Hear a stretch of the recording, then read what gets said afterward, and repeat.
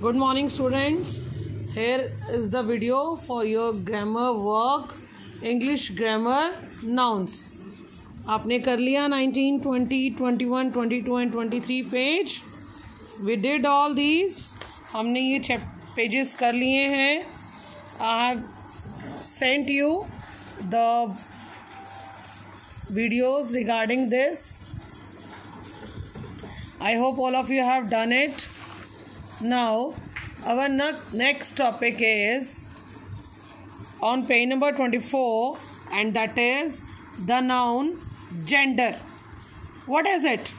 The noun gender means noun जिसमें हमें gender change करना है, means उसको male से female, masculine से feminine. For example, boy, girl. Boy हो गया masculine gender और girl हो गया feminine gender. Lion, lioness. Cock, hen. Cock हो गया masculine और hen हो गया feminine gender. These two genders are first. ये दो genders हैं हमारे पास पहले. Next one is common gender. Common gender is that gender which we can't differentiate कि ये male है या female है. For example, I talk about a child. When I say only child, at that time I don't know whether it is a girl or a boy.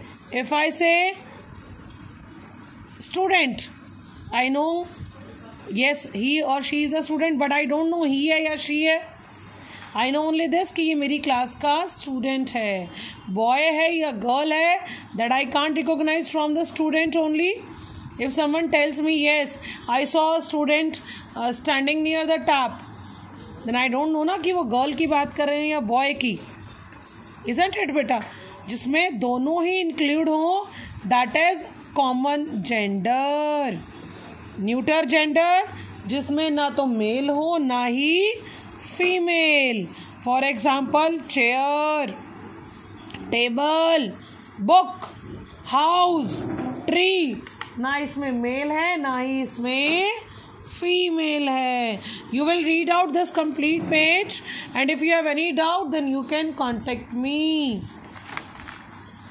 Next one is, here are some of the masculine and feminine genders are given to you.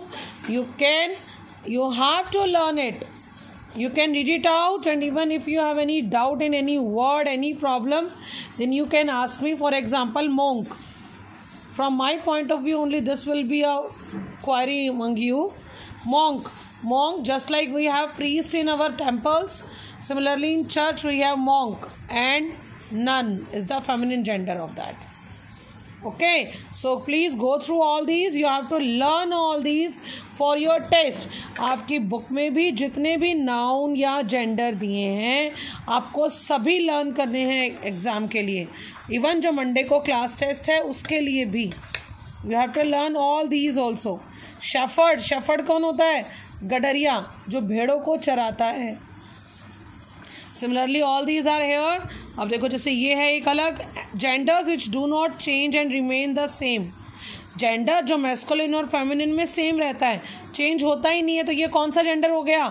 Common gender. कौन सा gender हो गया? Common gender. कौन सा gender हो गया? Common gender. Child का child, artist का आर्टिस्ट, एथलीट का athlete. I hope all these are clear among you. Now then it is here are also some of the genders given to us. We have to make changes. You have to learn all these. Meanings are clear among you. If you have any doubt you can contact me. After this, here is the first exercise. My mother-in-law is an old lady. You will note it down the nouns. सबसे पहले आप noun देखेंगे कौन कौन से हैं जिसके आपको जेंडर चेंज करने हैं. देखो, my mother in law is an old lady. इसमें मदर इन लॉ नाउन है, इसका जेंडर चेंज करना है हमें. इज़ एन ओल्ड लेडी, इसमें लेडी का चेंज करना है. So it's answer will be my mother in law की जगह क्या आ जाएगा? Father in law. लेडी की जगह क्या आ जाएगा? Man. The complete sentence will remain same. But अगर एग्जाम में उसने पूछा है इसका जेंडर चेंज करो तो आपको पूरा सेंटेंस दोबारा लिखना है, ये नहीं कि लिखा और उसके ऊपर आंसर लिख दिए। No, you are in 6th class now, it's not a right way to attempt. The lion sprang at the cold. पहली बात तो स्प्रैंग का मीनिंग क्या होता है, मीन्स जम्प्ड, अटैक करने के लिए जंप करना किसी के ऊपर। ओके, तो लायन ने किसके ऊपर जंप किया, colt means baby of horse. Okay, so इसका जेंडर चेंज करेंगे। अब देखो लायन का चेंज करना है इसमें और कोल्ट का। The lioness sprang at the filly, it's the feminine gender of colt. I hope you will be able to do all these by yourself. I will send you PDF of this. Okay, then you will match it out. आप इन सबको match कर लेंगे। Now next exercise is also the same one.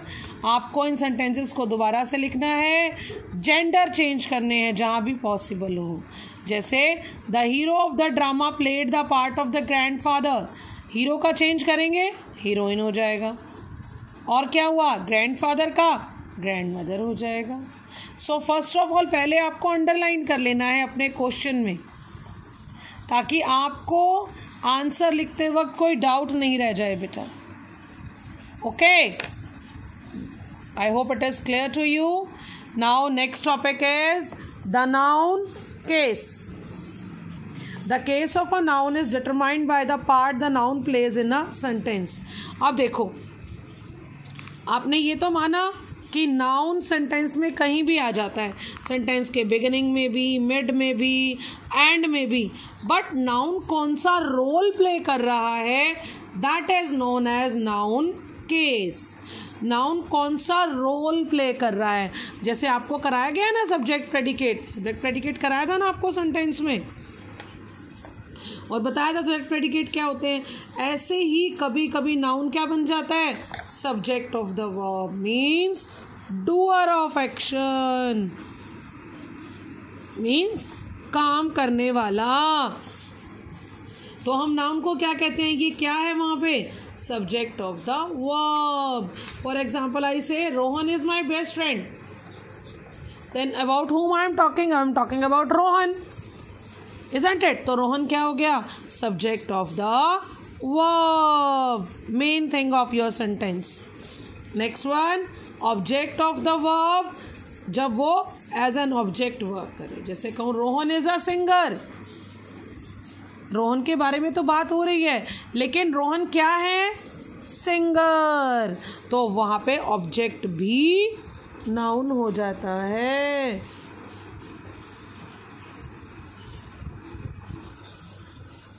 Noun भी verb, object of the verb बन जाता है, object of the verb बन जाता है। Next one is possessing the noun. Possessing क्या होता है, किसी की ऑनरशिप बताना, किसी का अधिकार बताना कि ये चीज़ किसकी है। फॉर एग्जाम्पल मैं बोलूँ pen, this pen is of Anu. इसको दूसरा लिखने का तरीका क्या है, इट इज अनुज पेन। क्या लगाया मैंने, अपोस्ट्रॉफी एस। जैसे मैं कहूँ it is sharpener of Apsara company, it is apsaras sharpener, apostrophe S लगा दिया मैंने। विट टेल्स का, मतलब किसका है वो चीज़, किसकी है। Next one is complement of the verb, जब आप वर्ब को पूरा करें। जैसे आपने बोला रोहन इज अ सिंगर, तो वो वर्ब को कंप्लीट कर रहा है ना, पूरा कर रहा है कि वर्ब कैसे, रोहन कौन है, सिंगर है, रोहन कौन है, सिंगर है। जैसे देखो ही वॉज अ किंग, ही कौन है, किंग है। यू आर अ स्टूडेंट, आप कौन है, स्टूडेंट है। तो अगर ये वर्ड हटा दिया जाए यहाँ से, इसको मैंने हाइड कर लिया, तो देखो ये सेंटेंस नहीं बना ना मेरा। ऐसा नाउन जो मेरी वर्ब को कंप्लीट करे, that is known as complement of the verb. Next one is case in apposition. Apposition, opposition नहीं है ये, अपोजिशन. एपोजिशन मीन्स आपका जो नाउन है आप उसके बारे में कुछ और बताएं. जैसे मैंने यहाँ पे बताया निर्मल, माई सिस्टर. निर्मल जो मेरी बहन है is very kind and affectionate, वो बहुत दयालु और प्यारी है. For example I say Rohan the writer of my English book is very intelligent. Rohan जो कौन है, राइटर है इंग्लिश की बुक का, वो बहुत इंटेलिजेंट है. मैंने रोहन की क्या क्वालिटी बता दी, राइटर ऑफ बुक, है ना. Isn't it. जब आप किसी नाउन की नेक्स्ट क्वालिटी एक्सप्लेन करें, दैट इज आपने क्या किया, उसका केस इन एपोजिशन. मीन्स एक नाउन को दूसरे से एक्सप्लेन किया. नेक्स्ट वन देखो, नॉमिनेटिव ऑफ एड्रेस, कि आप सेंटेंस किसको कह रहे हो, to whom are you saying. जैसे देखो इसमें कहा उसने मोहन कम हियर, मोहन यहाँ आओ, तो किसको कहा हमने, मोहन को, है ना. मतलब ये बात किसको एड्रेस की जा रही है, जैसे बार बार आता है ना, प्रधानमंत्री मोदी जी पूरे देश को एड्रेस करेंगे. किससे कहेंगे, देश के लोगों से बात करेंगे ना. क्या बोलते हैं उनको वो, मित्रों, भाइयों और बहनों. तो वो किसको एड्रेस करते हैं, भाइयों और बहनों को एड्रेस कर रहे होते हैं या मित्रों को एड्रेस करते हैं. मतलब किससे अपनी बात कही जा रही है उनकी. I hope all these are clear.